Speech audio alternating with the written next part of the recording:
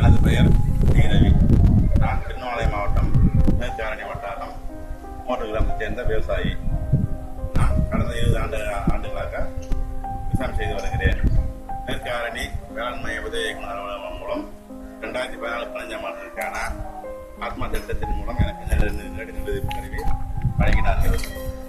இன்றைய காலகட்டத்தில் வேளாண்மை சார்ந்த தொழிலில் வேலையால் பற்றாக்குறை நீக்கி இயந்திரம் மூலம் விதைக்கலாமா என வேளாண்மை உதவி இயக்குநர் அலுவலகத்தை தொடர்பு கொண்ட போது வட்டார தொழில்நுட்ப மேலாளர் மற்றும் உதவி தொழில்நுட்ப மேலாளர் ஆகியோர் நாள் ஒன்றுக்கு 4 முதல் 5 ஏக்கர் வரை விதைப்பு செய்யும் பயிர் செய்யும் நேரடி நெல் கருவியின் பயன்பாட்டை பற்றி விளக்கம் அளித்தனர். இதன் மூலம் அனுகூலங்கள் பற்றி விவசாயிகள் நேரடியாக கண்டு பயன்பெறும் வகையில் எனது நிலத்தில் பயிர் விளக்கம் அமைக்க ஏதுவாக இக்கருவி வழங்கப்பட்டது. நேரடி நெல் விதைப்பு கருவி மூலம் ஒரே சமயத்தில் 20 சென்டிமீட்டர் இடைவெளியில் 8 வரிசைகளில் விதைப்பு செய்ய முடியும் என தெரிந்து கொண்டேன். ஒரு ஏக்கருக்கு தேவையான 12 கிலோ விதைகளை சூடோமோனாஸ் கொண்டு விதை நிறுத்தி செய்யப்பட்டது. வயலில் விதைகள் நேரடியாக விதைக்கப்படுவதால் மண் மற்றும் விதை மூலம் பரவும் நோய்களை சூடோமோனாஸ் விதை நிறுத்தி செய்து தடுக்கலாம். இதற்கு முந்தைய நாள் திரவ உயிர் உரம் கொண்டு விதை நிறுத்தி செய்யப்பட்டது. இதன் மூலம் விதைகளின் முன் உழைப்பு திறன் அதிகரிப்பதோடு பேரின் வளர்ச்சி ஊக்குவிக்கப்படுகிறது. பலமான பயிர்களாக முளைத்து வளர்ந்தன. நேரடி நெல் விதைப்பு முறையில் விதைகளிலிருந்து முளைப்பு வெளிவரும் முன்னர், அதாவது 2ஆம் உண்மை பருவத்தில் விதைத்துவிட வேண்டும்.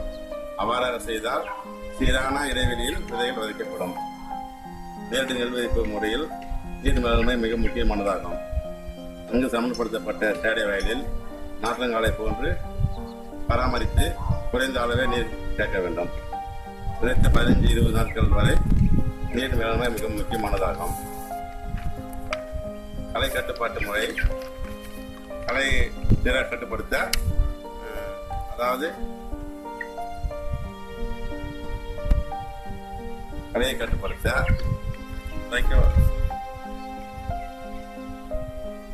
களைக்கொல்லியை கொண்டு பயன்படுத்தலாம். சிறந்த முறையில் களைகளை கட்டுப்படுத்தலாம்.